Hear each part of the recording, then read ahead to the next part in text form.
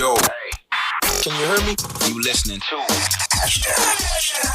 WAW. What a week. Eta, welcome to an extraordinary roundtable and edition of Wow, What a Week. This is actually Louie Vega's idea. I'd take all the credit, but I don't know how to do that. So the idea was, Louie, you're in town. I'll come to your hotel. We'll set up. We'll do an interview. Louie's like, bring everyone. And I think that is the one thing about every single person on this roundtable today is they've got a heart of bring everyone. And it's probably for that reason that they continue to gig 30, 40 years into their careers. So welcome to an extraordinary roundtable on Wow, What a Week. We're hanging out with Jullian. Is it Gomes or Gomez? You always ask me this. We're asking for your fans who fight about this. For sure, it's Gomez. But So with the it's S, Gomez. yes. With the But S. in South Africa, Gomes Bro. goes. Like last night, I got stopped by Metro. Yeah. The guy was calling me Comes. I was like, it's not Comes, it's Gomez. Bro. I was like, what? It's Gomez, bro. Yes, sir. One of my heroes, Oskido, is in the building. Oskido, thank you for joining us, my dude. Greg Maloka, my co-facilitator. The guy? The guy that gave me the job at YFM. Msaki is in the building. She spent all her money on all of our CDs. So she's here to collect. South Africa refund. We have the legendary Louie Vega in the building. Louie, thank you very much. And thanks for the great idea for us to just all sit and chop it up. Oh man, I had to just, we used to do that in Miami. We always, in New York, we always bring everybody together, making records together. So I figured, why not get a nice, group of friends that I've been working with over the years and I've known over the years. And absolutely. New ones, older ones, and, Yes, sir. feels good. Yeah. And on the far right, my other two heroes, I call him my father. He's the father of Deep House, Vinny Da Vinci. Vinny, thank you for joining us, my dude. Yo, Fresh. Yes, sir. That's why. Why are you putting on a voice? Fresh. Trying to sound like you, man. And whenever the cops come knocking because we're making too much noise, you need to send a white guy. That's why Christos I'm your is guy. here. Chris, thanks for joining us. Yes, sir. It's Chris White. Don't tell him. Don't tell him he's one of us. Looky, I'm going to throw it to you because I don't want to be manager and team and everything else. But once in a while, I'll jump in. Yeah, so I think the first place I want to start with is Msaki. Here's Rio 50. I only did one comp. I think they sold it. How much did we sell it for when we did the What's Fed Pussycat 3? 30 Rand. Was it about $100? Probably. give or take, yeah? Yeah. This is 50% of my... Thank you. I'll take it. And I mean, I got 20% on that record. But anyway. Msaki, you bought only up to Fresh House Flavor 5. 1, 2, 3, 4, 5. There you go. Please give her money. Thank you. I owe you nothing now. South Africa. Okay. Don't say... Oskido owes me the most money. Oskido Church gives all my money in high school. Yeah. But I was very cool every time I came back from the holidays or an out weekend, and I'd come back with a new house fresh flavor 5. Yeah. And then also, I would also find like DJ Bubbles, like all this other weird, beautiful old house. So I became a tastemaker because of your compilations, guys. Fantastic. Let's take it to a moment. So this is 1998. I just want to see where everyone was at this particular moment. It's 1998, it's October. Somewhere around the 20th. Yeah. And just to see if everybody remembers this moment the same. So Louie, you walk into the YFM studio and Fresh is on air. No, 99. 99? Yeah. Okay. 1999, you walk into the studio, you've got your record bag, you're going to play for the first time in South Africa. How do you remember that moment? Wow. Well, we're in the studio from the radio, and I see all these people in there. I'm like, oh my goodness. And it was my agent at the time, Ali, is like, Louie, they want you to play at the station. It's just like an hour. It's live, vinyl in those days. And I came in and I saw everybody just around and like chilling in the room, you know, staring at me and stuff. And I'm like, oh, goodness. So many black people. Then I'm finding out, you know, this is like the cream of the crop of, you know, the I would say the godfathers who later became the godfathers, you know, of the music. You know, it was a beautiful feeling because everybody was smiling. Yeah. And, you know, one that's not here Monday, I'll never forget his smiling face, you know what I mean? And all you guys and just the warmth, you know, I just felt like I was at home. You know, I'm from the Bronx, so I grew up, you know, in the streets up in the Bronx, South Bronx. So, you know, we all stuck together. You know, it was a crew, it was a family, a group of friends for many years. And I had that feeling when I came here. I just had that total feeling right when I was in that room. So, you know, when I played the music, I think I came with the guys knew my sound because, you know, they were already playing Masters That Work sounds and stuff like that. But, you know, and Kenny and I were into our 9th year of making music already by that time. So we had a ton of records out. But it was just everybody has so many questions and stuff. And I'm talking to everybody at the end of the night, them finding out who everybody was and what they did. And it was just really the beginning of a friendship that's now 26 years with all you guys. We were laughing about this the other day, just reminding each other of the song, the first song that you played, before I get comments from all the other guys of how they remember those moments or that particular moment. But we talked about the music and the first song that you played, but also you spoke about, oh shit, I'm going to Africa. Maybe I should bring some of this African stuff. Do you want to come? You know what? Yeah, I was coming to Africa and I said, yo, I got to play Fela. I was all excited. And I'm like, hold up, Fela's from Nigeria. Maybe they have to know him. When I came, it's like, nobody really, that's not what everybody wanted to hear. I said, okay, hold up, you know. So, you know, I flipped it. But at that time, we had a big record, Femi Kuti, Truth Done Die. Yeah. It was that exact time. So that was a big record for us in New York and around the world and stuff. You know, so when I played that was, you know, because Kerry Chandler, I think, did that remix. We did a remix too, but I was always playing Kerry Chandler, right?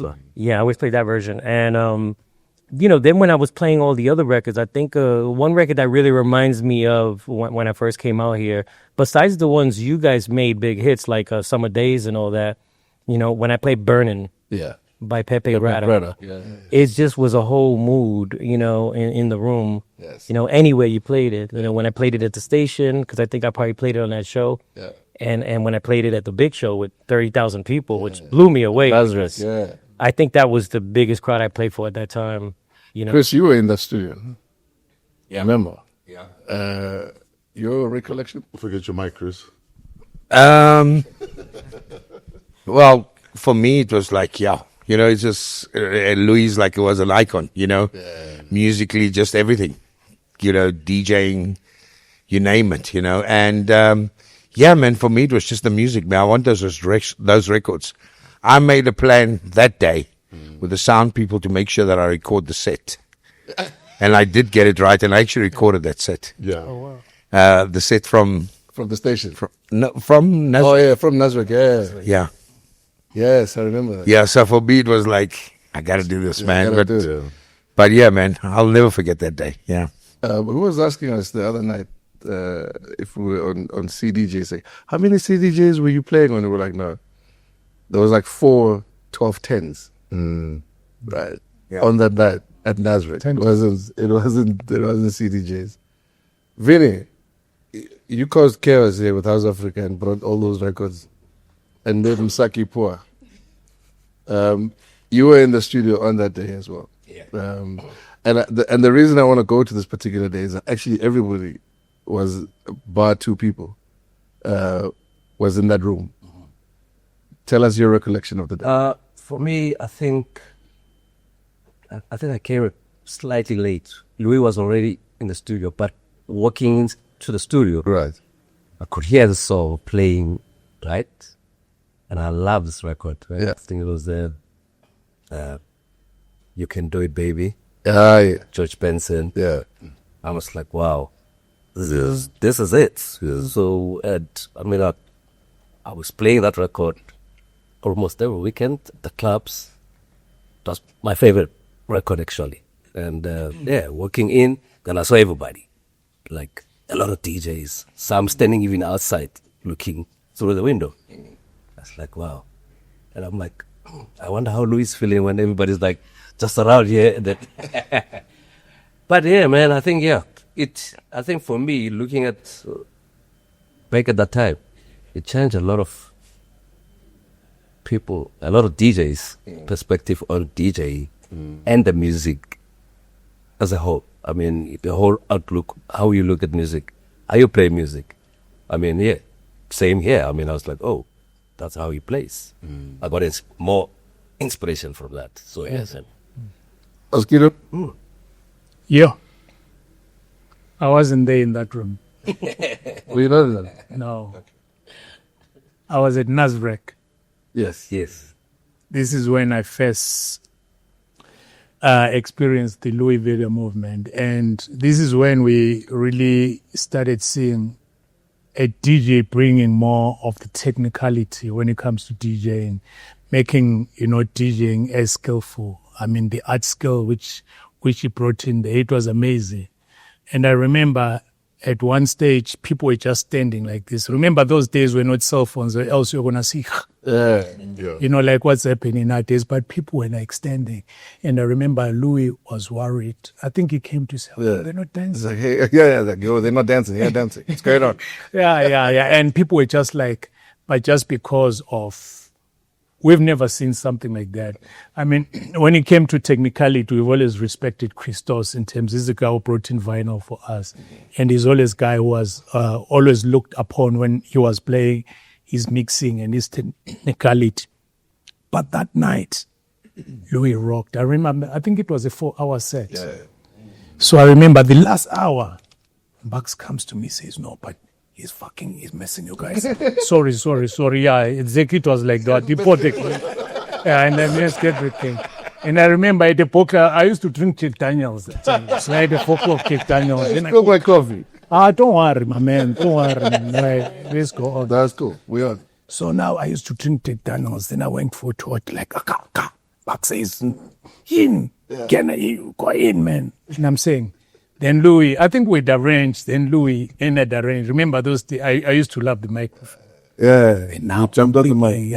Louis says, "You come on the mic, man. You come on the mic, man." And I'm thinking like this, but I had to go in and take a lot of these Jack Daniels shots. Then from there I was up. Microphone. Remember Louis? Then I went on the mic, just to hype the crowd, hype it up. And for me, I mean, that was the moment which made me connect with you. And I remember even after that event, I think we went clubbing, wanted to take you around to Alex, but went to the studio. What an experience, man. Yeah. Thank you for the music. Same here. I was actually too young, bro. I was too young to get into the clubs or anything. But my experience from growing up was like from the Y Mags. Yeah. I remember Y Mags and the press. So there was like all the pictures of the events and stuff. But also listening to YFM. So obviously Tato and Tato. I think Rude Boy Paul, Oscar was there. Was Kabzela? I think like all of that era, that whole era. That's how we connected. So we connected via Louis.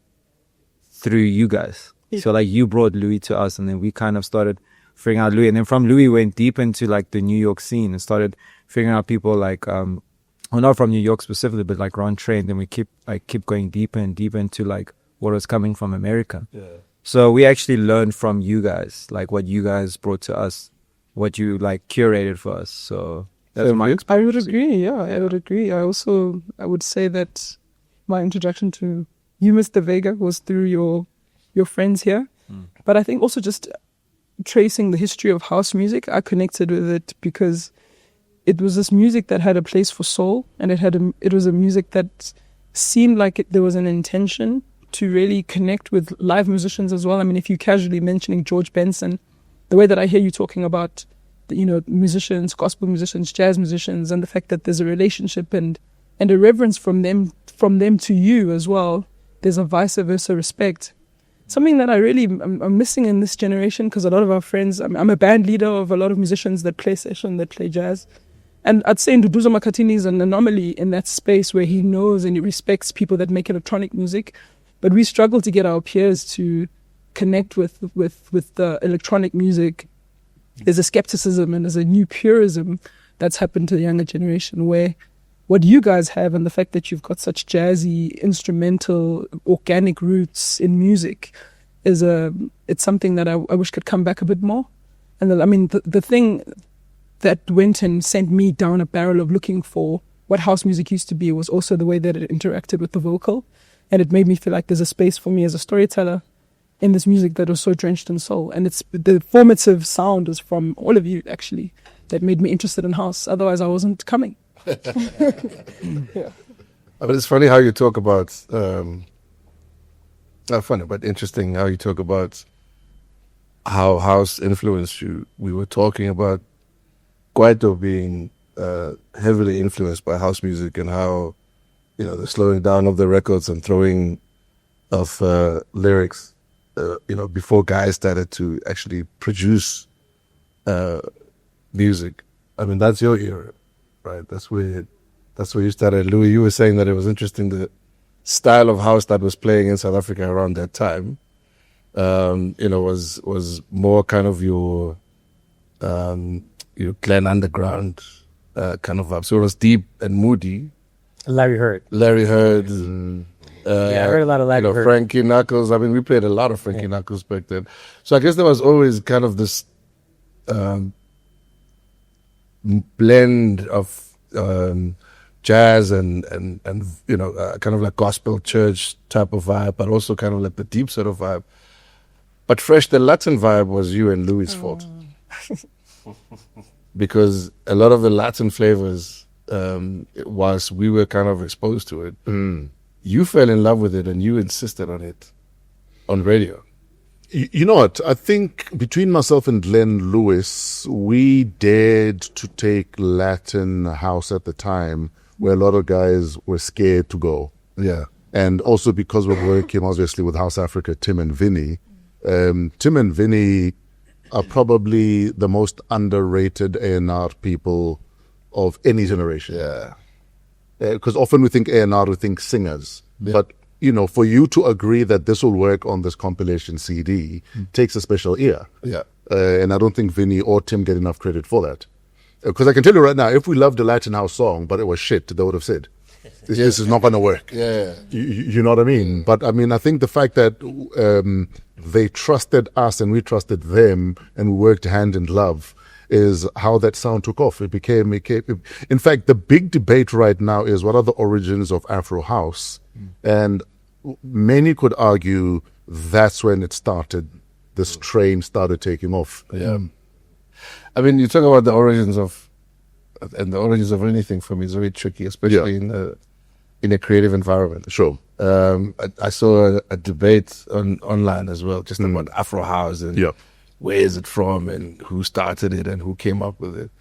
And my response has always been, who cares? Yeah. Where it started. I mean, what is it doing now and what are we doing with it? I mean, is it important, Charlie, where things start, or how do you feel about that? I think throw that to Mr. Vega. He's the right guy to give us it. I think for purposes of history not being distorted or people being written out of history, I think it's important for there to be a sober recollection or telling of any story, right? Minus the emotions. We look at the timelines just for history, for reasons of history. Right. Otherwise, we are going to be written out of the history books. Already there's a big debate where Nigerians think Amapiano's from Nigeria. And if you let any narrative run away long enough, it becomes the truth. Yeah. So I think it's important that we nail down who was ground zero when it comes to our house. Louie, your thoughts on ground zero? I think I played so much music. I started DJing at 13, so I'm DJing in 1978. You know what I mean? I was there when disco was there. I was there when hip hop started. You know, right in my neighborhood, actually. You know, you had Africa Bambaataa, Jazzy J, Red Alert. The first DJ who took me under his wing was Jazzy J. But they all played all kinds of records. You know, even before hip hop, it was rock, jazz, funk, soul, break beats. All the, you know, the beats in the middle of the songs when they used to extend them and scratch them, and then you know, rapping over it. You know, I was there in the middle of that, in the middle of disco. You know, my uncle being a famous salsa singer, Hector Lavoe, in Fania All Stars. So, you know, African music was in there. Yeah. You know what I'm saying? African music, it all comes from Africa in the first place. The rhythms, everything.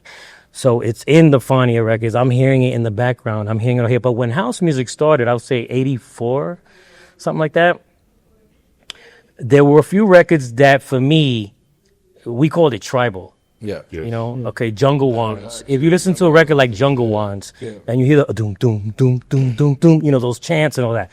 I mean, it felt African to me. You know what I mean? To you know, when I heard Casey Flight, Voices, that beat.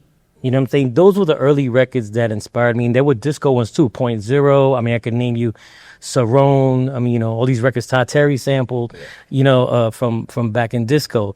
They all had African elements, you know, in the rhythm, it was in the sounds, you know what I'm saying? And to us, that was more like, it was tribal. Yeah. We called it tribal before that. You know, and there's so many other producers that I'm not naming, and DJs and artists that put out records at that time. But when I came and did my first version of it, or Kenny and I'm sorry, you know, as Masters at Work, and we did a record like Love and Happiness with India. Yeah.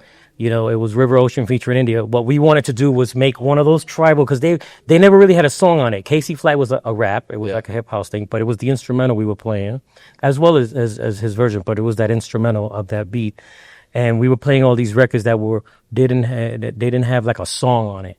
So with India, we were like, let's make a song and let's bring in that tribal sound, you know, what we feel, our rhythms, and, you know, what we're feeling out of us. And then put in the Yoruba chants in it, you know, which come from Africa. And then let's finish it off with you know, house. Let's take it. Love and Happiness, you know, let's you know, let's do that gospel thing. You know what I mean? Man, that love and happiness. So we combined all those elements with that song. So we were a part of it, you know, when we did that thing, Sumsai Say for Todd Terry, it was our version. Right. That was the one that, you know, kicked it and went worldwide like that for him. You know what I mean? So those are records that we were a part of. Yeah. Okay, so you're ground zero. No, I'm not.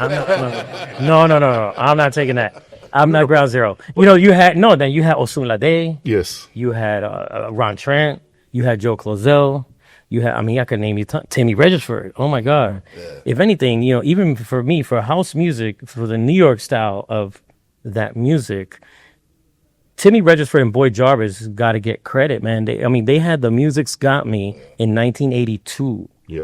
If you listen to that song, The Music's Got Me on Prelude Records, that's like a house song. Yeah. If you listen to it. Yeah. So, you know, I want to give props to Timmy Regisford, Boy Jarvis, our keyboardist, who came up with all those great bass lines and those grooves, you know, and Merlin Bob and you know, and Tony Humphreys, who was the Pied Piper of all this music in Jersey, and Larry Levan. I mean, you know, we can go there. We can go to Walter Gibbons, who played in the 70s, and he had Francois as a drummer in the corner of the club, and he was the one that brought a lot of those tribal beats from the disco records, taking the breaks and editing them, making them longer. Yeah. You mean, so to me, those are just part of the seeds. You know, there's no first to me, because then there's different hybrids and then the different countries making the music with that style. You know, but now today, yes, you know, South Africa has a lot to do with Afro house. I mean, it's incredible where it's gone. Yeah. And then the styles that are coming from here. Yeah. You know what I mean? You know, where you have a 3-step, you have Amapiano. You know, I like 3-step because it's like a bridge between Amapiano and house, you know what I mean, and Afro house. You know what I mean? So there's all these things happening now. I mean, but I think, the origins, it's really hard to tell, because different places around the world where all these DJs and producers were making music that had these African elements. Yeah. Yeah. I know you guys will all remember this track because we all tried to break dance. There was a song by George Kranz, Dindada. Dindada. Yeah, Dindada. Jeez, how old are you? Many could argue, that was on break dance one break-in one, I think. Yeah. This is back in 83, 84. So, I mean, that is how far back tribal goes. I remember Todd Terry sampled Manu Times of Dibango. African Bambata. Huh? Yeah. Yes. Todd Terry sampled Manu Dibango on A Day in the Life. Yeah. That Makosa. Yeah, the Somakosa, you know, New Bell, Yes. Manu Dibango, you know. Exactly. He came to New York, he played with the Fania All-Stars and did it in Madison Square Garden. Yeah. And you were there. That was African and Latin coming and Latinos coming together. It was beautiful. Yeah. You know what I mean? To see stuff like that. And those are early inspirations for it. You know what I mean? I think there's just seeds that were planted. Yep. And now they'll have blossomed into this worldwide sound. And I think without geopoliticizing this thing, kind of like mid and southern hemisphere has a particular sound. The north has a particular sound. Mm-hmm. And how the boats moved in those years, centuries ago, is how the music traveled. And there's a very important thing there, I guess, of, we shouldn't, I guess some of the original musicians, were people who were singing in boats trying to keep their hopes alive, not knowing where they were going, and in cotton fields and in all kinds of spaces. So I guess that, we also can't ignore how the sound actually really traveled, and it traveled physically with people. But Vinny, Chris, Louie spoke about just kind of like in part the scene, and one of the things here was I always say the original DJs was not Louie Punks. It was the guy that owned the spot back in the 70s and the 80s, and he was selling beer out of his house, and he had a record collection. And, he was, playing music, and we always said, no, we're going to Vinny's because we know Vinny's style of music, and it was in those disco years.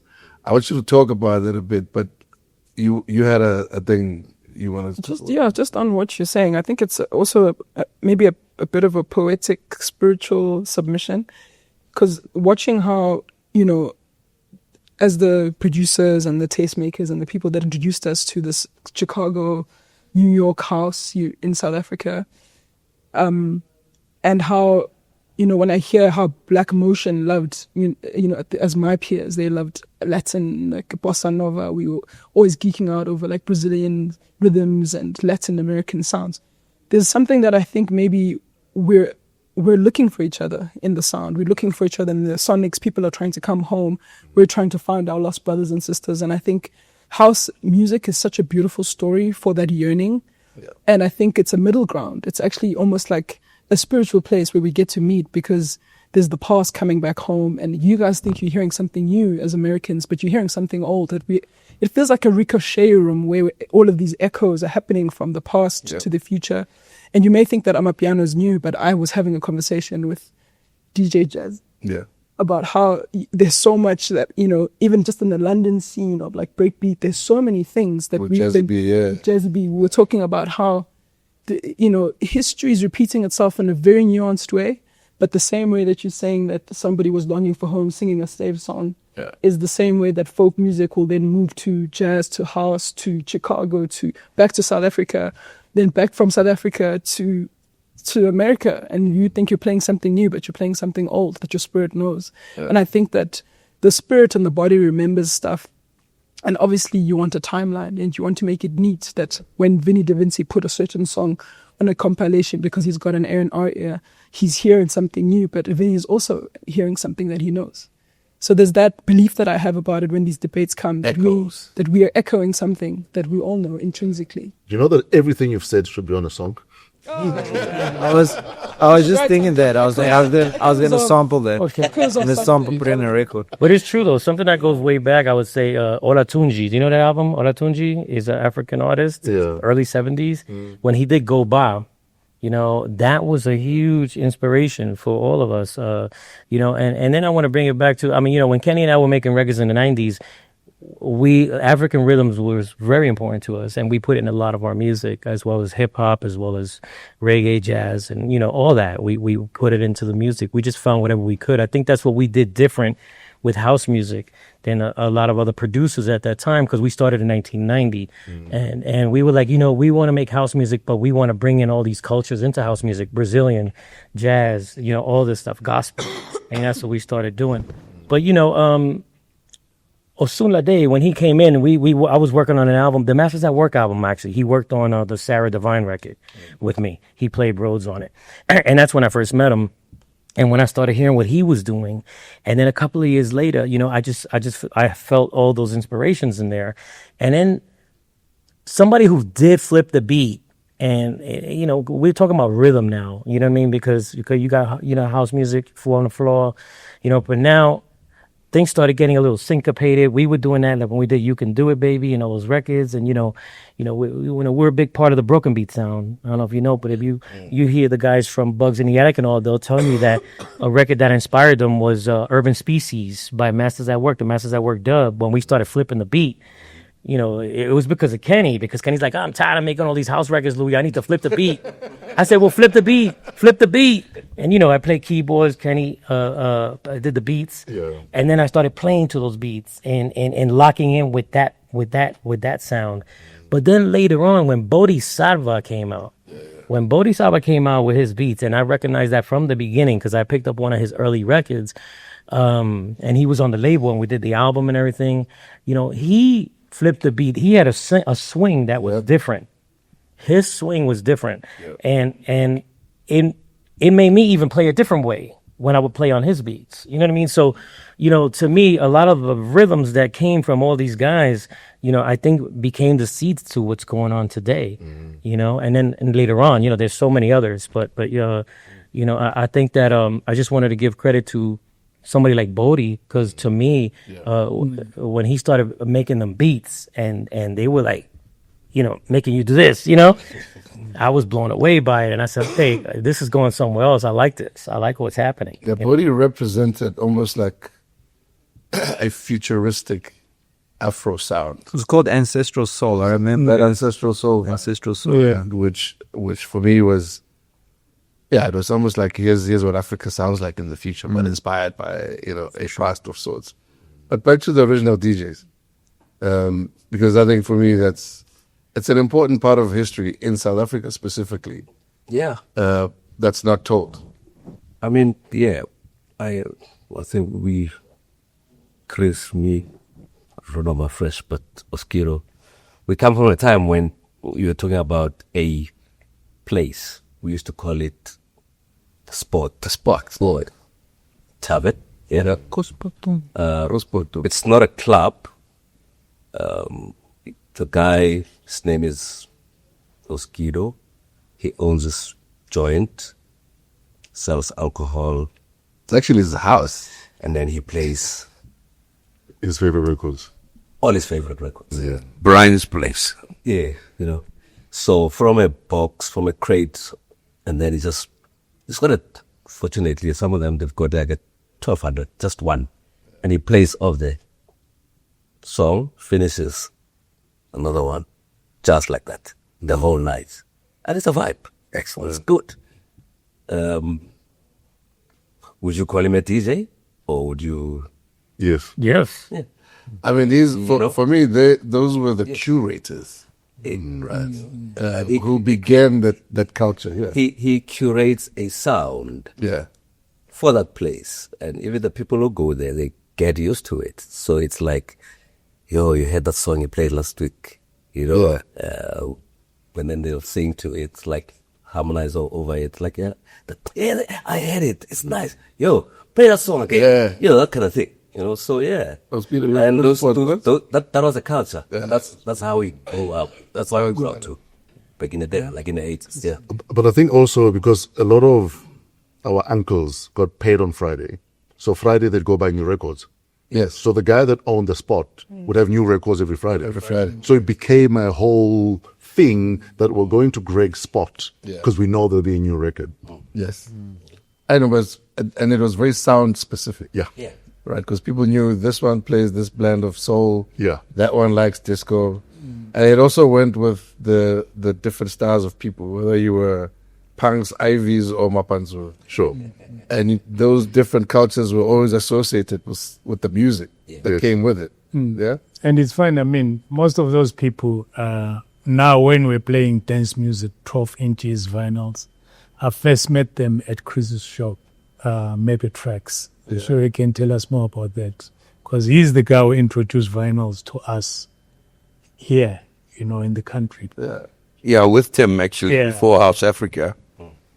I was blessed to work in a record store because You were since I was young, I wanted to buy vinyls, and my parents were never. You want to buy that stuff, go to work and buy it. Sounds cool. yeah. So I ended up being the T-boy at a vinyl store, Nice. and which was Record World. And eventually I became the salesman. I worked there from age 13 until I finished school. And I worked there now, and we were selling. And just to specialize in imports, so it was jazz, fusion, your David Sanborn style. And eventually, of course, we got into the disco because the disco 12 inches came out. So I went through all the eras from a young age, Nice. and so I went through kind of the pre-house scene. When I started playing, then the Chicago house came out, your Chibis or the early Frankie Knuckles, and it was a whole new sound, and from there, I guess I had that passion we got to get this music out of people, and I was blessed to bump into Tim, and we started to import the vinyls. Nice. And I guess this whole culture just changed, and eventually there was a couple of shops that did it.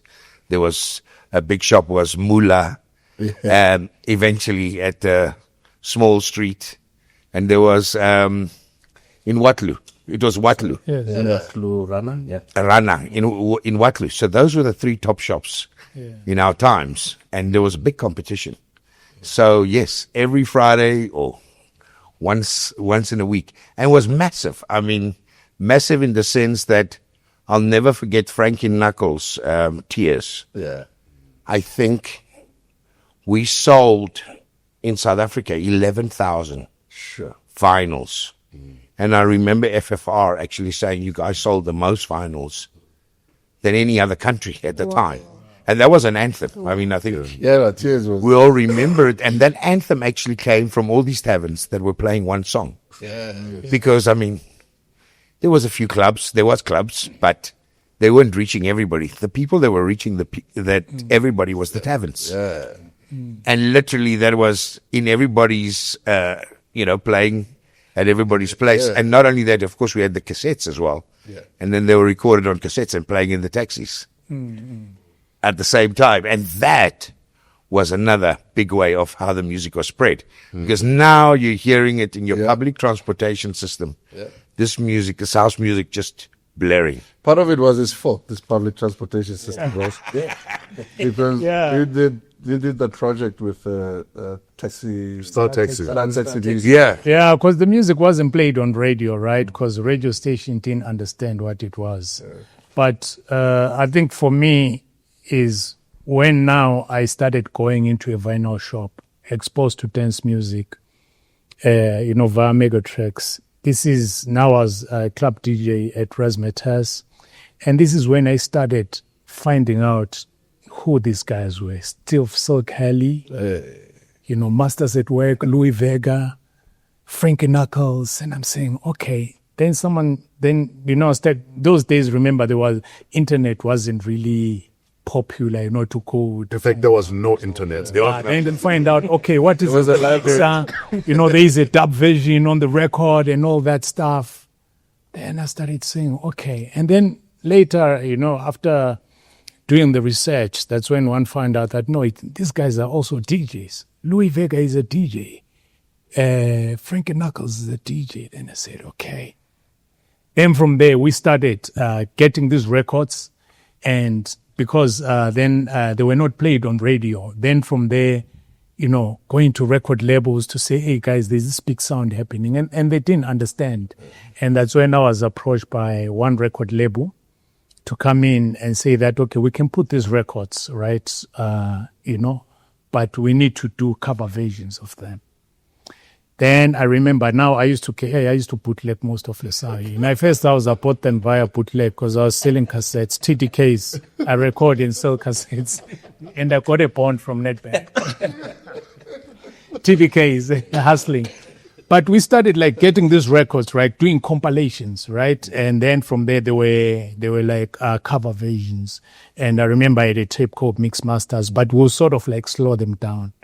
And then from there, this is when everything started. And me and Christos, we started Galawa. Our first thing was BOP, Brothers of Peace. It was compilations of the Christos brought in and said, these are the 12 records we are putting. And we started slowing down all those records. And this is when, because now we're commercializing the music, then the tapes were out. And then this is when Kwaito was born. Because right now we're doing all these songs instrumental and we started putting, our own vocal chants and all that stuff. And big up for that, Mr. Vega. Yeah. But don't put a claim on me. Question. Because you ran record labels, record shops, there was a time where if you walk into a record shop, if it says Masters at Work, you don't listen to it. No. You take the record. Yes, if it says Steve Silk Hurley, or if it says Maurice Joshua, or if it says Joey Negro Remix, there were certain producers and DJs whose records you took without listening because you trusted the sound. Who currently is that person? That okay, it's a Jullian Gomes track. I know it's hot. I think it's a tricky one. Artist for you right now. I think it's a tricky one because I think there's just so much music being released. Yeah. That there's just too many people to mention, first of all.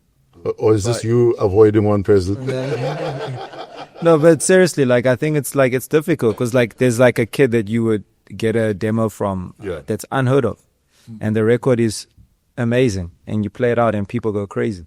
So it's hard to say there's obviously people that have built their brands and consistency. Yeah, who would you say those household names are right now? In house music or in South African in-house music? I feel like personally for me, obviously the OGs will always be the OGs. So anything that Louie is releasing, anything you're always going to just grab. But yeah, at Jazz, obviously someone that I've always... No, I'm talking your generation. My generation. Yes. I'm going to say myself because I'm confident in myself. I have to believe in myself. There's a lot of guys in my generation. I think I'm looking at my generation. So Tulo, Capo. And the younger guys. Yeah. So Chronicles also really cool. Dawson's cool. FKA Mash. Yeah. There's so many guys. I'm missing a lot of people. Yeah. But and then the Mapiano guys are doing amazing, bro. Kabza, Calvin Momo. I think what the guys have done. There's a lot of call it music wars in our generation. And I don't know if you guys had this in your generation, but it's the deep guys really don't get along with the Mapiano guys. And it's been like that for a while. Is it? Yeah. So I think there's a lot of tribe. Chris will say, "Are you playing drums?" Because I used to love, the tribe. Me and Fresh, we tribal because Chris is more soulful, right? Yeah. And he say, no, the drum guys. I used to have Kwaito guys that had beef with me because I released a house project. Yeah. But they couldn't hate me because I was playing the music on the radio. So, and then you were... No, there was beef. There was a lot of beef, but maybe friendly beef eventually because I think everybody was a family. Yeah. I think no matter what, at the end of the day, when things got shaky, everybody stood together. The movement moved together.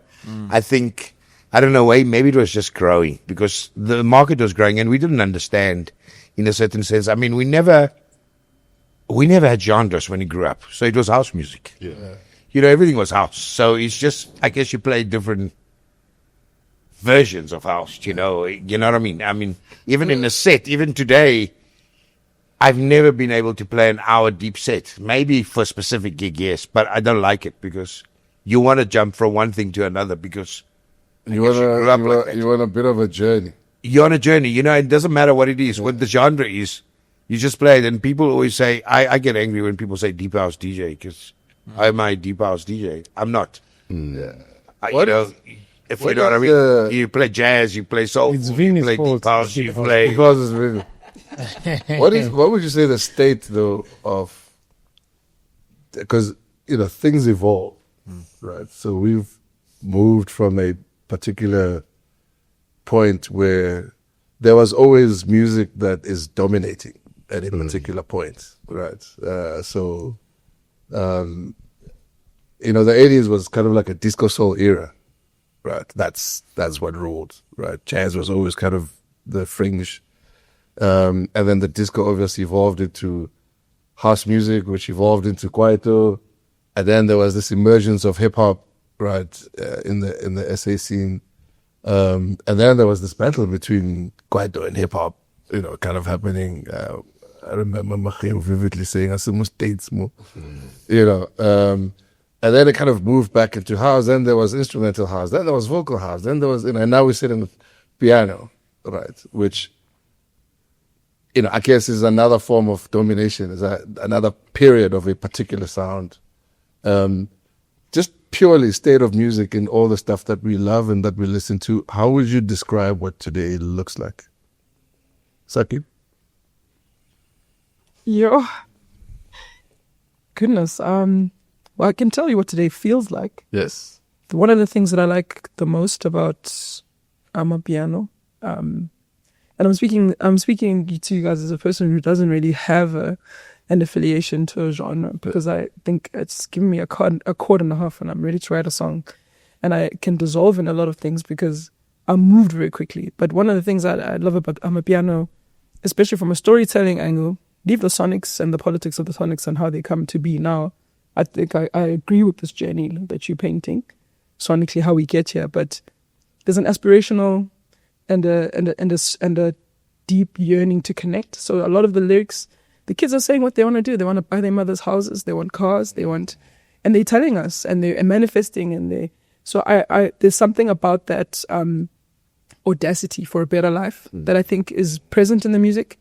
There's a hopefulness to it, and there's obviously, like, South Africans want to have a good time. So there's also that, like, we're coming back at 6, we're out all night, we're coming back at 6, and that's also, I think almost a protest as well, where there's joy in the music when sometimes your surroundings don't really give you anything to be joyful about. Yep. And so I respect it as a medium to lift, like, the spirit of a black child up.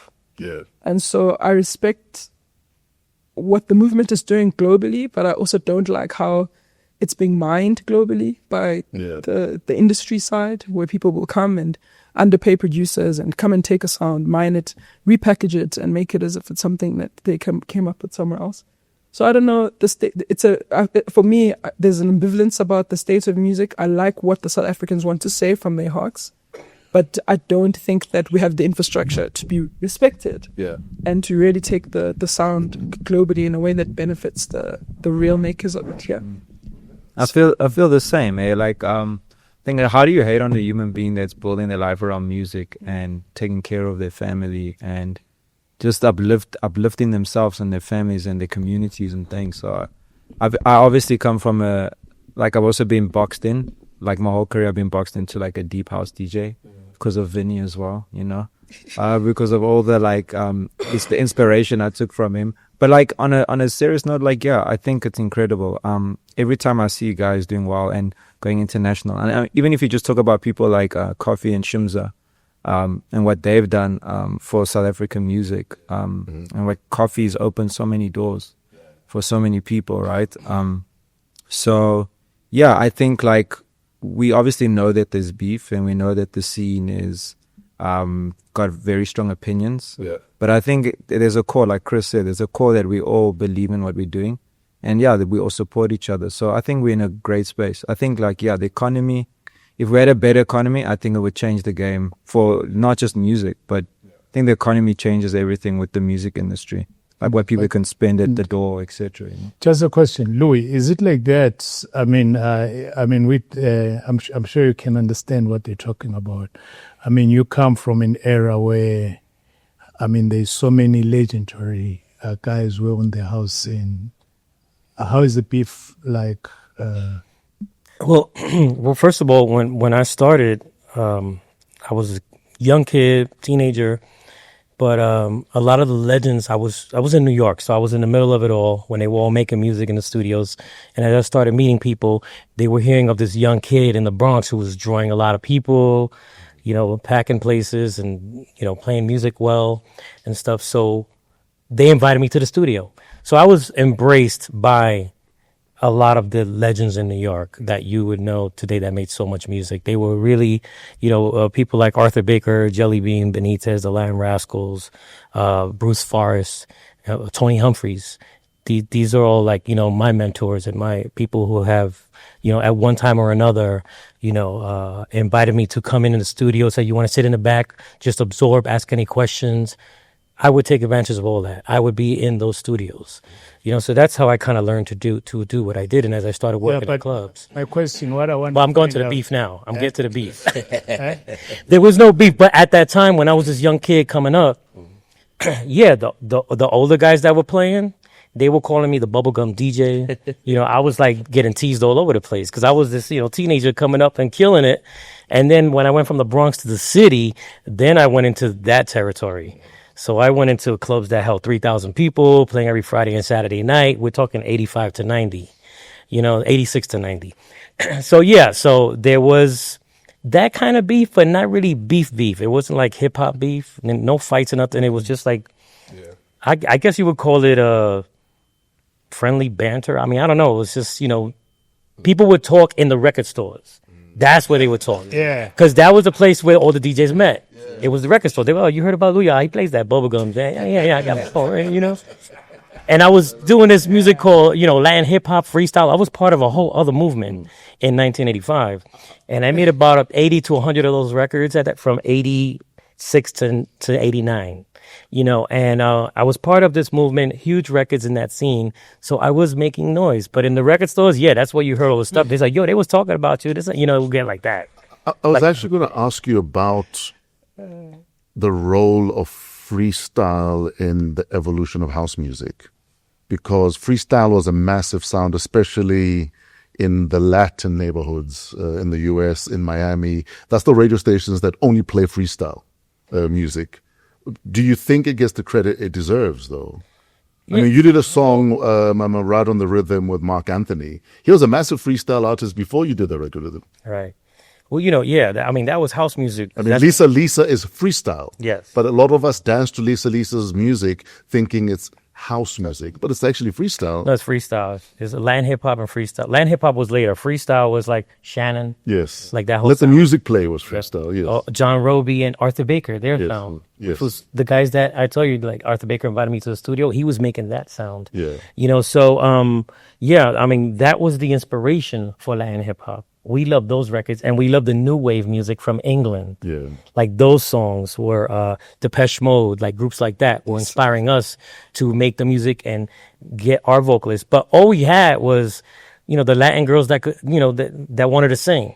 You know what I'm saying? And, I have to be honest, like 80% of them couldn't carry a tune.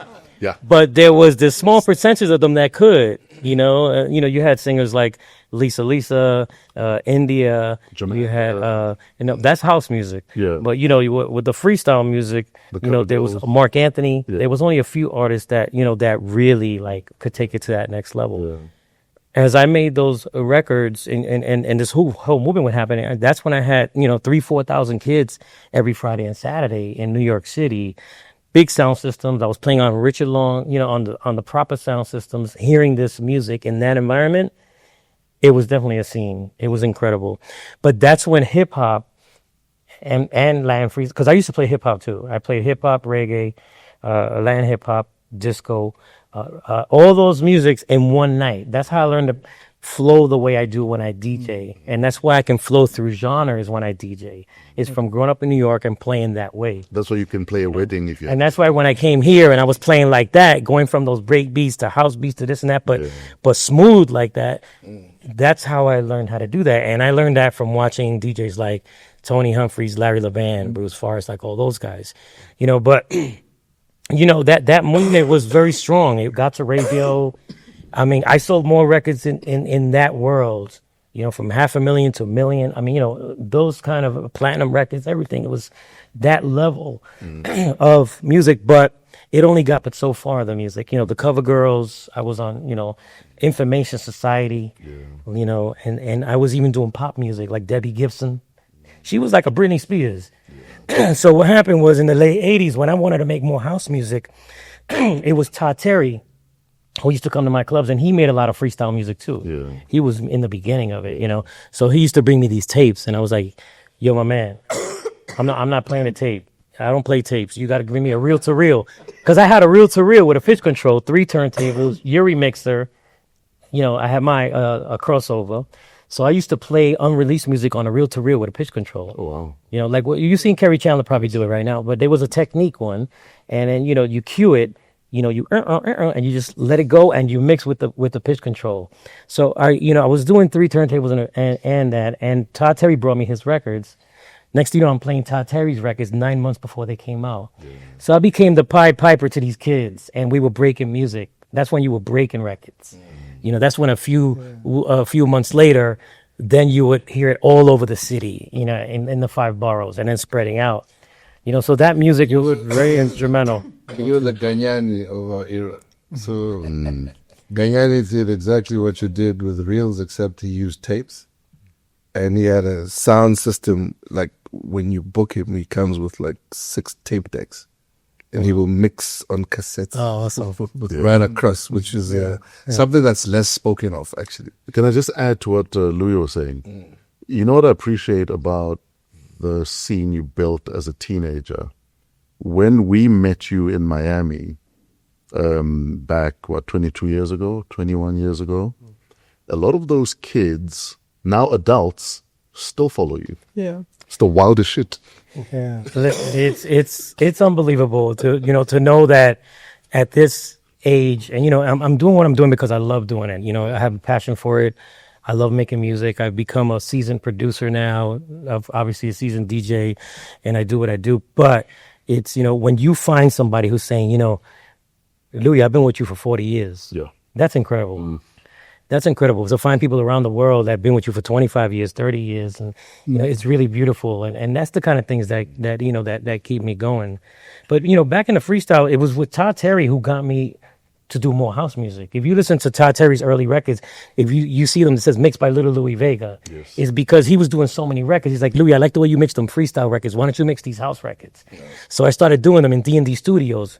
And the same time I'm there, Premieres in there. I mean, it was an incredible scene with hip hop and house and freestyle all together, and then from making house music, that's when I met Kenny Dope. And when I met Kenny Dope, I was offered an album deal on Atlantic Records. And what did I do? I said, I need singers. What am I going to do? I reached out to the 2 best singers in the freestyle scene, which was Mark Anthony and India. Yes. And India wrote the songs. She sang the backgrounds, and Mark Anthony was the lead. And all we were trying to do was mimic my uncle, who was a famous salsa singer, and the producer, Willie Colon, who were a team, incredible team in salsa music on Fania Records. We were just trying to mimic them. Well, let's be that of dance music. And that's what we did. And that was the beginning. We used to butcher one of your song with Mark Anthony, Right on the Rhythm. We used to sing it as Clean Caro Geledi Papa. Clean Caro Geledi Papa. Avara, Avara. Wow. That was Mark Anthony. He came up with that. Speaking of being a seasoned producer, we were speaking behind your back with Msaki.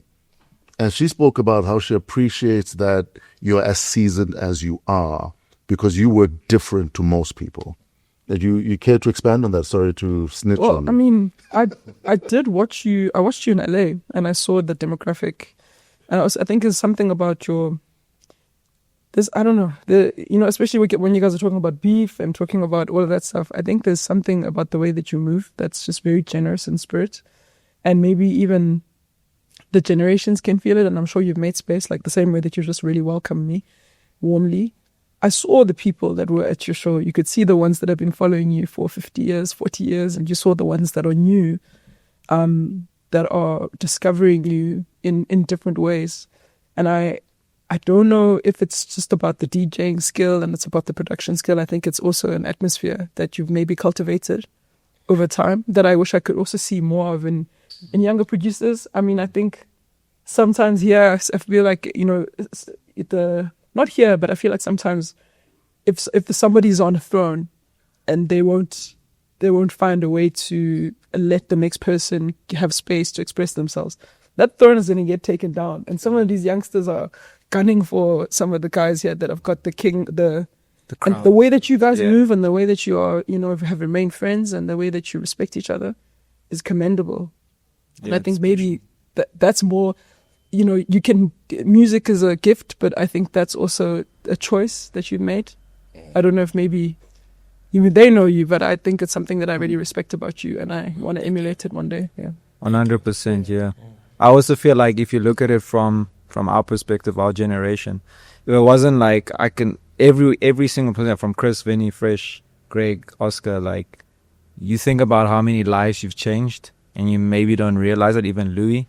Like I think it's an energy thing. So like when you open your heart and your mind and your soul to someone and you give them that opportunity to say like, because I think for us, like we just like sitting here with like, we like looking at the idols that we grew up on. We're just like, I mean, Chris, Vinny, Greg, everyone, like we just like you urban legends to us. Like, you know, we just like, these are like, I had like posters of Christos CZs and like your albums and stuff. So it's like, it's just a really cool thing to know that there's people out there that won't close the door on you.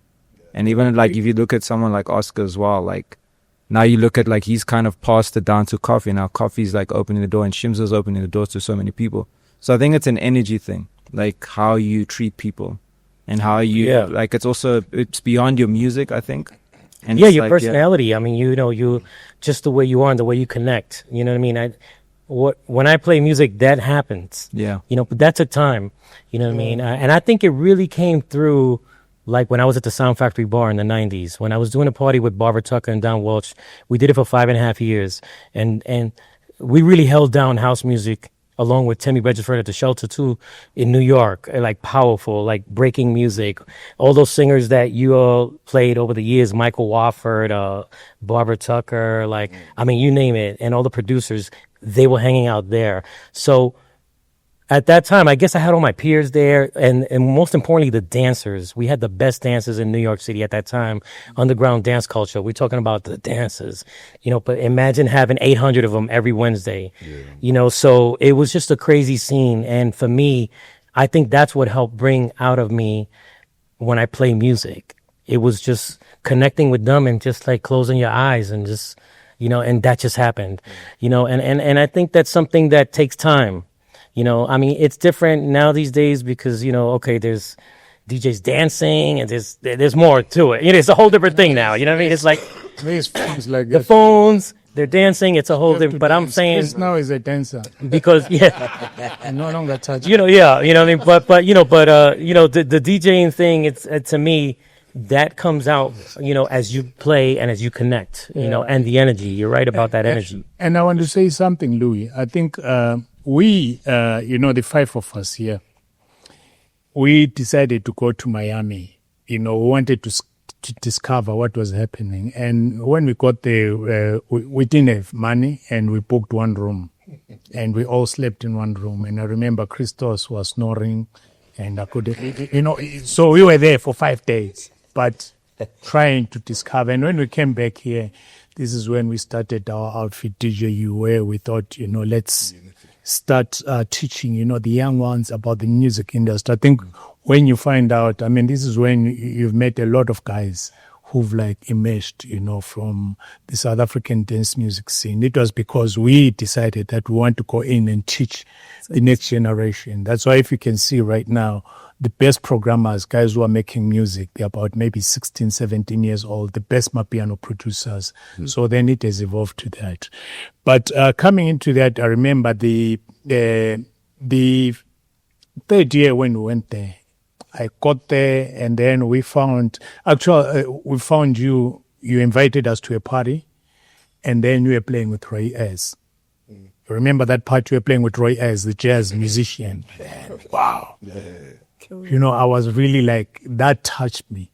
And when I came back, I went to my partner, Bruce, BOP. I said that we have to change the game because we're programming quite, it was about 110 beats per minute. and we upped the tempo, to 120. And this is when I started speaking to all the jazz musicians, because we were trying to do what we were doing. And the jazz musicians didn't want to work with us because they felt we were quite guys. We didn't know what we were doing and all that. But the person who came to the studio who agreed was Yuma Segela. He came to the studio at Kalawa. And then from there, this is when we did the BOP, the Zabalaza project. And I remember playing with him there. He was playing his trumpet and all that stuff. All he wanted was his session money. But we said, no, you know what, we played these things, so let's talk publishing. He didn't know what I took. I just make my money. Understand? And we paid it. But later, we had to explain to him what we meant. And that thing opened a lot of doors for him to understand that all these records which he was playing, he didn't know that he was being owed money as a composer. But fast forward, that record, boom. I remember when we finished doing it, the BOP, the Zabalaza project, there were about 10 tracks. We sent it to you. And then you came in, and I remember just sitting one day at my house, and then I just saw an email popping up from Masters at Works saying that, no, we want to sign this record. Wow. And for me, that was the evolution, because this is when, you guys, you took, that record, and then you remixed it, and later you've done a lot of stuff. Imafizolo came in, then Black Coffee came in with the track you did with Busi, and the whole of this thing exploded. I just want to applaud you on that, man. That was... Thank you, man. Well, I have to say, when I first came here, I was blown away by the sound, and the way everybody felt it. And that you guys were playing everything pitched down. The only DJ that used to play house records pitched down was Tony Humphries. He used to play them at 116, though, around there. And they were like 120, 122, 123. This guy's fault. So yeah. So then when I heard this music from here, I said, damn, this music is dope. It's like, it's in a different language, it's in their language, but the music sounds like Mr. Fingers, the chords, the bass lines, it sounds so cool. You know what I mean? And I loved it. And then, when we came here and we played at the YFM party, yeah, we went, was that your place we went to when we went with everybody? Right? Hello. Yeah. We all hung out there. We were just talking, and there was like a reggae guy. I can't remember his name. He was a reggae artist. He was hanging out. He was an old school one. Appleseed. Yeah, he was old school one. He was older. And I was talking to him for a while. I was talking to Pepsi. I mean, everybody, the whole crew, Monday, you guys, and we were just talking music, and I just went back so inspired, and I said, this, we got to do something with this. And I kept asking you for stuff, music. And then I told you guys about Miami. I said, you guys got to come to Miami. Yeah. You need to come to Miami. There was a Winter Music Conference that happens every year, and we were a part of it. We always used to do Masters at Work parties since 96 or 7. Yeah. When we did New York and Soul, 96, because we presented it there with Roy Ayers. But we brought him again in 2000. And then we signed BOP, your project, and then we signed Mafikizolo, Loot, right? And I said, you got to come to the 10-year anniversary. Yes. I said, but I want you guys to I want people to hear you guys. You guys are amazing, the way you guys played music, it was beautiful, the sounds. So we had this other room. It was a place called Opium Garden, an open air club, and it was beautiful. It fits about 2,000 people. It's in Miami, and we were doing our 10-year anniversary. Yeah. So I remember 10-year anniversary, this magazine came to us and threw us all this money, because my friend came to me, who's a promoter, Carmel, who owned the Vagabond later on, and I used to do backdoor Bambi parties with him in Miami. He said, Louie, they want to give you this money to do a party. And I said, well, we're doing our 10-year anniversary. We spent every cent of that money. I'm not even going to say it. We're talking 6 figures. And Kenny and I went all out. I mean, we had James Ingram there, Roy Ayers, Jody Wiley. I mean, all these people. And I say, you guys got to come out. We need you to play in that room there. And I remember we had that chocolate thing, right? Like a fountain with chocolate. We had fireworks. We had Brazilian dances. I mean, Kenny and I went off on that party. It was crazy. And you guys came. And Greg was telling me, because obviously we were in the main room, and we had like Jazzy Jeff, Masters at Work. I mean, goodness, that lineup was crazy. Yeah, but all you guys were upstairs. Yeah. So what happens is everybody had to flow through the rooms, and as people were flowing through the rooms, I had people coming to me going, "Yo, the African dudes upstairs, the African dudes." they just kept saying, they're playing some dope music. We love them. I said, well, that's why they're here. That's why they're here. So it worked. Everybody was flowing. And next thing you know, you had all the people up there and they were just loving your music. And to me, that was just a great moment. You know, I'll never Let me forget. tell you what happened that day, right? So now I think it was our third year or so coming to Miami. But what happened is that we used to buy a lot of vinyls, right? So then from there, when we got there, because when we landed in Miami, we always wanted to go to the record stores, right? So we went fresh and everything, to look for new records because you had given us that room. We are happy to say that we want to rock. So all of us, boom. And I mean, you really made us to be VIPs because we remember when we were going in, we went in as VVIPs. And we could see guys who were putting, were signing, licensing their records, and they were standing in queues, guys like DJ Gregory and all that. Someone was showing us, they were in a queue, and we were taken on the VIP. It was more in the morning. It was listen, hey. But when we got there, what's funny is that, if you remember, we found that the scene had changed. You guys were now on CDs. And all of us, when we left this country, all the guys who were transforming to CDs, we didn't look at them as DJs. Christos will come in and say, these are pop DJs or whatever shit. You can't play on CDs, so we are real. So we come in there with our crates and all that. And we found you were now playing on CDJs. It's funny. But later, because at least we had recorded 10 tables, because we insisted on SL 1200s and we registered. But when we landed here, all of us, we transformed all our music into CDs, tech. Now you could see Christos with a pouch, Fresh with a pouch. There were those big... I had a Slapper 600. Remember that moment? So, the tech changed. Yeah. And I don't know that right now, the DJ scene, a lot of, from vinyl to CD, and now it's going into somewhere else. How has that transformed? Onto the class. And of you guys, hey, Chris, because Chris hated CDs, But later, it's just like when we told him about social media. He wanted flyers. He wanted flyers. No, I still do them. Yeah. That was the transition. Exactly at that time. That's when we went from vinyl to CDs. Yeah. We had already been changing. But I want to bring up Miami because after that I had signed the BOP records and the Mafiki Zolo record. Then you brought me a Hugh Masakila record. Yes. And we knew Hugh Masakila from jazz and all that.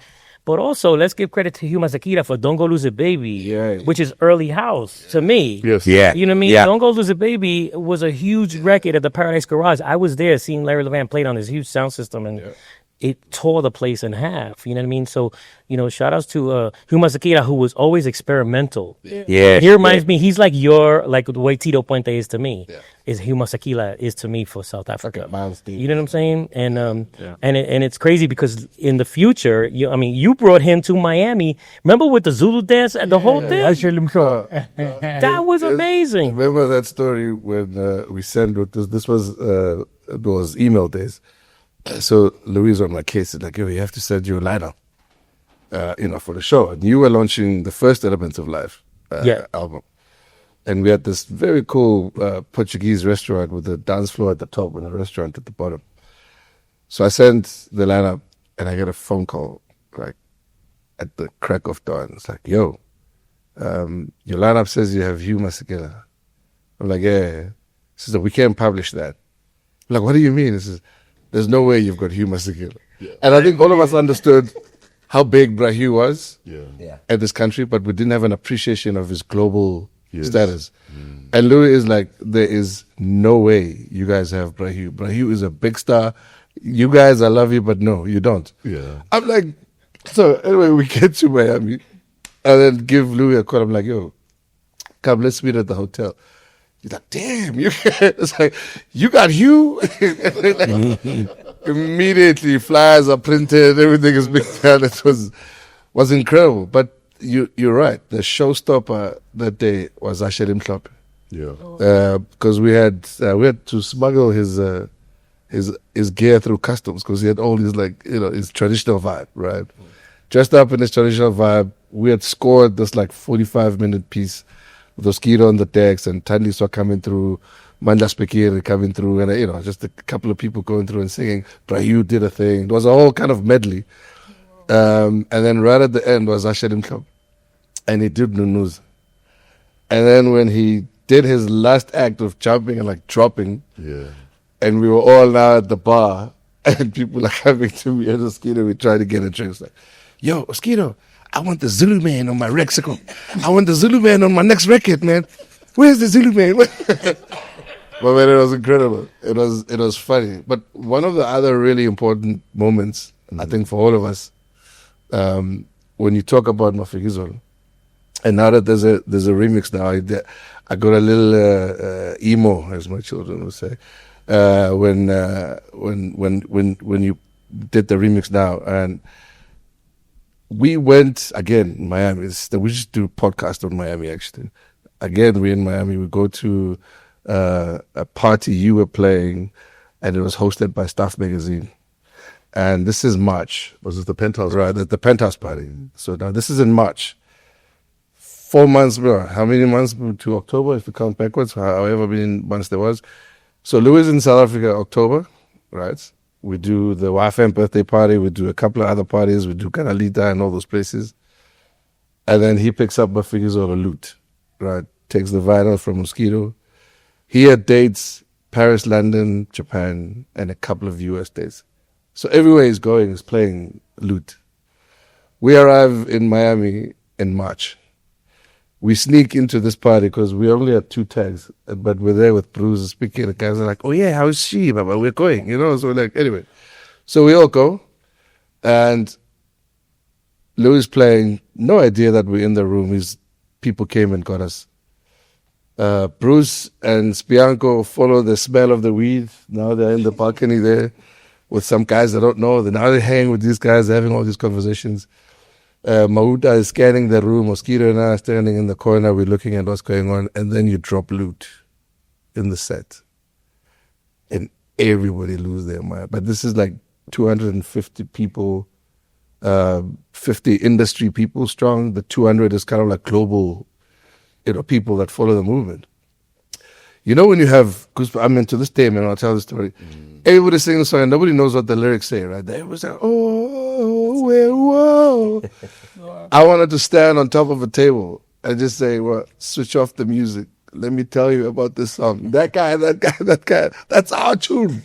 Man. But at that moment for me, I think that's when I knew that we had reached the world with our sound.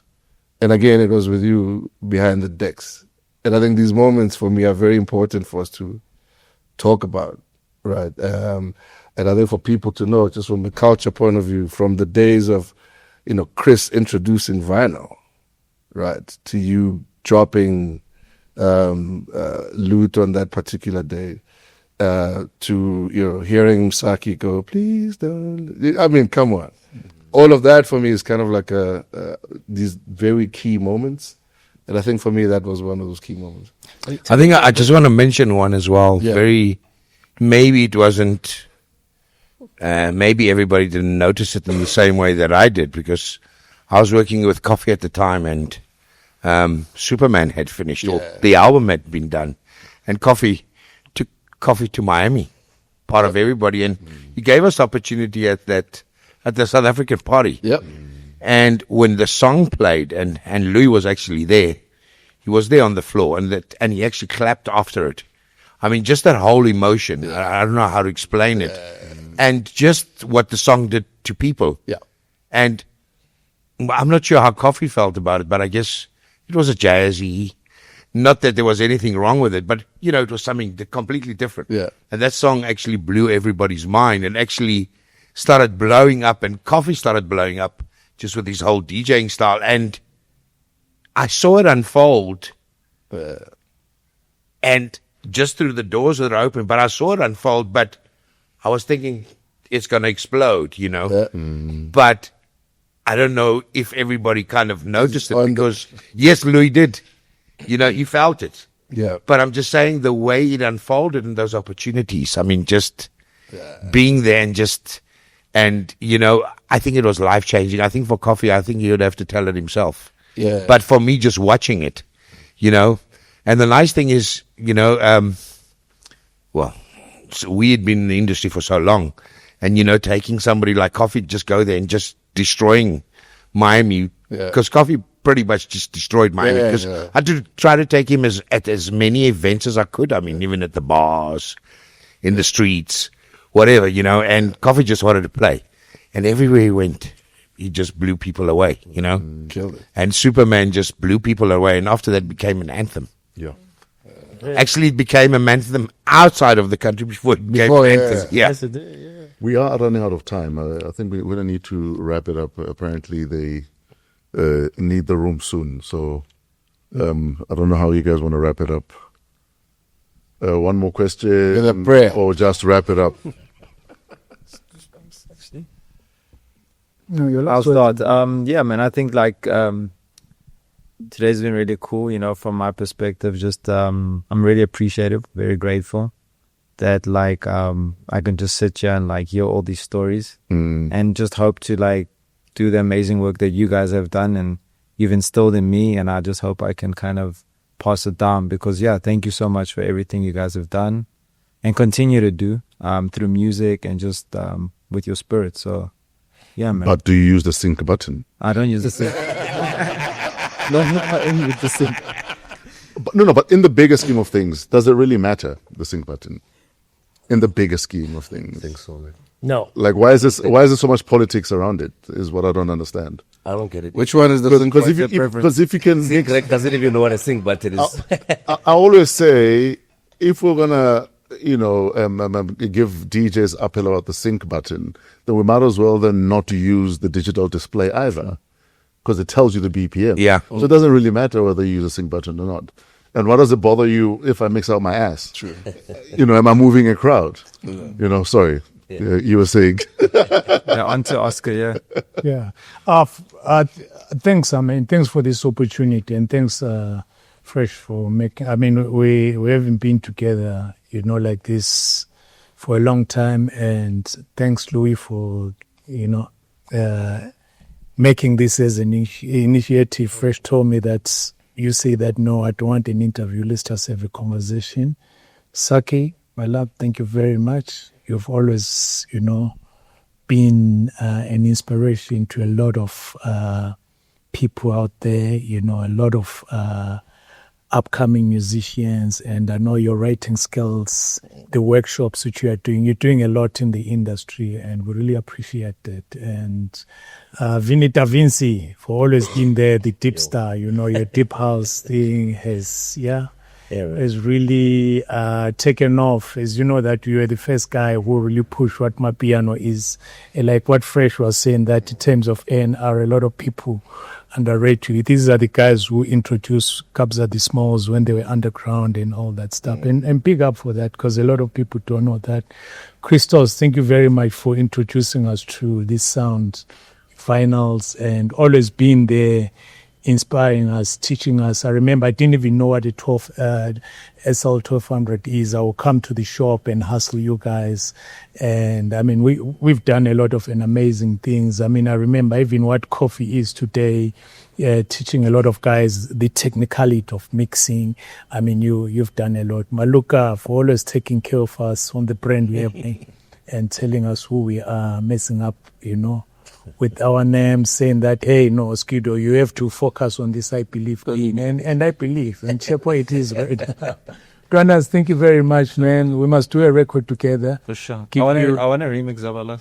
No, it's fine. I'll give it to you guys. Yeah. I give you I'm Lou. putting Oscar on the spot. Sorry, bro. Yeah, no, it's fine. I'll give you the vocals. There we go. Yeah, I did because I'm doing that. I've taken most of my work, which we did 10 years ago, and then we've just been remixing it. I gave it to Louie for people to understand where this Afro house comes from, tribal house. And so thank you very much, guys. And let's just move this together, this movement, and show people who we are. And without you, me as Oskido, I won't be there. Because I know Louie have messed up, and these are the guys who put me together. They've cleaned me properly, and thank you guys for polishing me. I'm not gonna lie. I miss the old Oskido.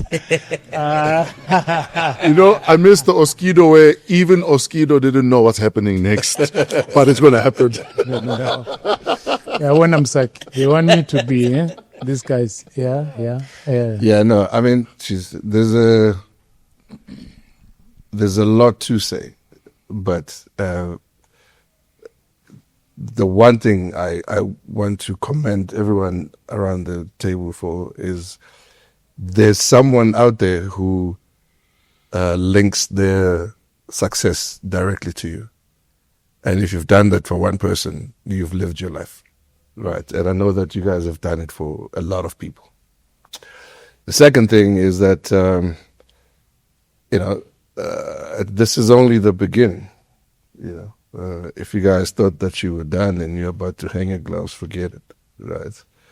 There's still, a long and beautiful journey that all of us are going to walk, and just, carry on imparting that spirit, that we've earned in the music space, and all the inspiration that we've had. And lastly, just to say that, with Msaki and Jullian around here, and by the way, we didn't have enough chairs and enough cameras. There were many other people that we wanted to have at this session. It's just the time was quite short to be able to get everybody. And I think it's important to say that, there's a big, beautiful story about Zinhle and Anani, in Miami. There's a beautiful recording, video footage of them sitting by the pool and having this conversation about, what they are wanting to do in the game and what they want to change and what they want to shift. And, sitting here today, and I remember that was in 2010, and sitting here today and thinking about the work that they've put in and, how they've shifted culture is also something that, is incredible. And it's, these are future things that we'll talk about. But I think, yeah, thank you, everybody, for doing what you do. And bless you all. Msaki? Can I say something short? I just want to say short. I'm having everyone's short, guys. Keep it short. It's a bit of a surreal moment. I'm being around all of you with how technology has happened to you. My respect for you as artists, record owners, started record labels that have shifted the culture, compilers, producers. The way you've shifted through all of these things, especially the South African gang here, Louie, we wouldn't know you if it wasn't for them. But I also think that you've carried a lot of them to the world. I just wanted to thank you also just for the integrity. I think it's a lot to look up to, in the way that you've moved in your careers. And as a person who has fallen in love with music, but not necessarily with the industry, it's really lovely to look at people that have put longevity and I think the soul of a song at the center. And so I just wanted to thank you as an artist who resonates with that, for all the music and for this moment that I'm not going to forget. It's a bit crazy to look at my high school CD collection. Louie? Oh my God. Let me not get emotional, but I just want to say thank you. Our friendship over 26 years together, it's been beautiful, and it's so great how we come back together, or we don't even see each other maybe for a year or something, and I'll reach out to Fresh out of nowhere, or Greg, or Oskido, or you, you know what I mean? And it's just beautiful to know that you guys have been such a big part of history. I learned so much today, hearing where it came from, so it didn't come out of nowhere. It's beautiful that it came from way back to what you were saying and what you were saying and what you were saying, so, just to learn your history of dance music, I've really learned a lot. It was beautiful. And to my newcomers here, for me, because we only been connecting, Msaki and Jullian, I respect what they do. They are true artists, and I appreciate them. And that was the reason why I mentioned I would like them to come. You know, it's just, I'm a very of the moment person. Yes. You know what I mean? If I want to work on something, it's going to happen next week. It'll happen, you know, or if I meet somebody and it feels good, and that's the main thing. And I felt really good with both of them. And that's why, we've connected, and it's beautiful, you know, and I respect them very much. So, you know, I want to thank everybody up here. It's been amazing. And, you know, shout outs to the new generation. I mean, yesterday I played a gig and I couldn't believe out of nowhere. They weren't even on the bill. And I walk into the booth and Atmos Black is playing. And, you know, he's one of my favorites who's doing some new music out there that I'm really enjoying and playing around the world, you know. And then Kabza comes after me. I'm like, oh my God, what is going on? Yeah. Jullian's there. You know what I'm saying? It's like, you know, just the whole family. Zinley was in the house. I mean, you know, it was beautiful to see that unity and that connection. And that's what I always try to bring wherever I play around the world. And I'm so happy that everybody came together like that here last night. That made me feel really good, and almost like a resurgence or like a feeling of there's so much more to do with all of us. You know what I mean? And creativity, everything, the new generation, all that, you know. So shout outs to them. And back at home with Anani and Nulu and Kenny Dope and the whole family, you know, Joe Clozel, Ron Trent. I mean, you know, I could go on and on. Osunda Day, who carry on this music and still make it after all these years. We're talking 30 years of these people making music. Anani last 15 years, you know what I mean? You know, with Nulu and everything. So, you know, it's, to me, just look at it that we are always here for you guys, and just know that. And we're here to carry on the spirit and do what we do. But, you know, always know that, you know, we're only a WhatsApp away, you know, for all of yous, you know. So just know that, you know, very accessible, and for whatever you need, you know, I'm here. Vice versa, bro. Thank you. No, thank you for doing Thank you very much. Chris? I think, Louis, thank you for the inspiration. I mean, you've opened so many doors. I mean, I can't even mention them. You know, I think just so many so casually. You know, it was just done. Yeah. I think besides the inspiration and the amazing music, I mean, I've never seen a producer or even a duo that can just do it in so many generations. I mean, it's unthinkable. I mean, when we look at our pop artists, a lot of them can't keep up with it, but you guys have kept up with it. It is like, I don't even know what to say. I mean, that's why somebody will always look forward to that record. I get emotional about things like that, so I'll always look forward to the next record. Thank you so much. And I think besides everybody here as well, because everybody has had an impact in my life, you know, from Oskido, from everything. You know, we've done so many things together. And even though some we met on the way, it doesn't matter. It's not where we started. It's where we met and where we became one. And that has actually carried us to who we are, you know, which is very special. And it extends out of this room to so many people. And, you know, I think let's continue and you know, one family. Vinny?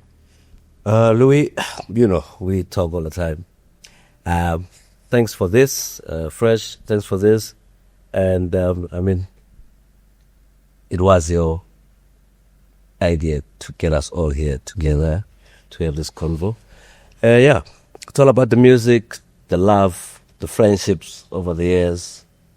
Yeah, man. We keep on going, and we ain't stopping. Yeah. Yep.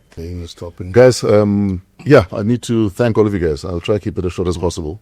Again, it's another full circle moment for me, because all of you have been heroes to me in one way or another, you know, since I was a teenager. And I told Greg the story the other day that one full circle moment for me was when I was 11 years old. I used to listen to WBLS Master Mix with Ricky Ricardo. There was a recording on a cassette tape of that show on WBLS from 1984. And listening to that, I was like, this is how radio should sound. Yeah. This is how mix shows should be. And I didn't know that in 2010, Louie Vega, whose music I was buying since I was 15 years old, would be interviewing me on WBLS. Wow. So you've been part of a lot of full circle moments of mine, Louie. And I just want to thank you for that. And often we need full circle moments to remind ourselves that we're on the right track. Yeah. That it's not a mistake that we're doing what we're doing. Yeah. It's not a mistake that you might have defied your parents to do what you're doing right now. And we all need those moments, and I think we all have those moments. And the fact that I contacted all of you guys literally at the end of yesterday to say, today we're recording, guys, and you all showed up. It's very rare to have those kind of people in your circle that will drop everything or shift their days to make sure that we can all get together and just break bread for a day or two, for an hour or two. But also, I told you guys, listen, Louie wants to see you guys tomorrow. So that also counts for something. But thank you very much, guys. You've all contributed one way or another to my career. And I thank you guys. Jullian, dude, you've only just begun, bro. No, if you think you kick ass, you're just scratching the surface, dog. It's going to get worse. Thank you, bro. Yeah. Appreciate you. Keep doing what you're doing, Msaki. With you, because I think you're a special talent that the world is yet to discover. Absolutely. Because you write, a lot of people write at us. You almost speak to our souls and our spirits. Very few people can do that. Very few people get that right. Where you feel like this person is actually talking to me. When you're in the crowd and you feel like the artist is talking to you, your music does that for a lot of people. And I think keep writing at that deep level, because there's nothing superficial about your talent, about what you do, and about how you just heal people. And keep doing that, please. Thank you. That's the word, heal. Here we go. Shout out to you guys. Thank you. And to the team, guys, you guys put this together literally in less than 24 hours. So shout out Trevor, Pezulu Works, the entire team. Even Botsang is here because he's a Louie fan. Next time we'll talk about the politics of dance music. Yeah. Yes. Thank you very much, guys. Any last words? Are we done? We're good. Yeah. I mean, this is there'll be more of these. Yeah. Right. In different, the stories are plenty. Yeah. There's a million and one things that we haven't talked about, but I think the important thing today, like I said earlier, is really about, when you had your, hand on the handle of the door. Yeah. What did you do? Yes. Right. And I mean, all of you flung those doors open. Right. Yeah. I mean, Louie, you did that for our scene globally. That's big trust, to do that. We did a lot of stuff on radio. We flung doors.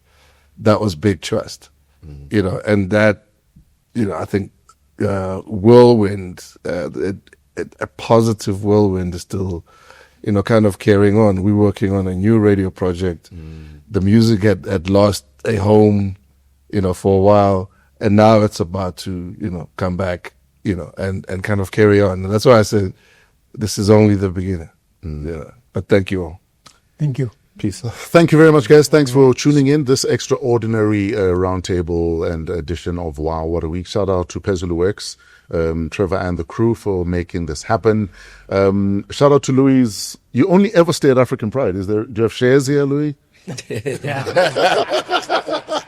That's Greg's fault, man. Greg introduced. Shout out to African Pride Hotels for allowing us into their space, and to the team, Keletso Modisa, executive producer, Lati doing all of the behind the scenes shooting and some of the production of the show, and most importantly, to you lovers of house music, we are because of you guys. Till next week, have a wow week in spite of yourselves. We're out of here.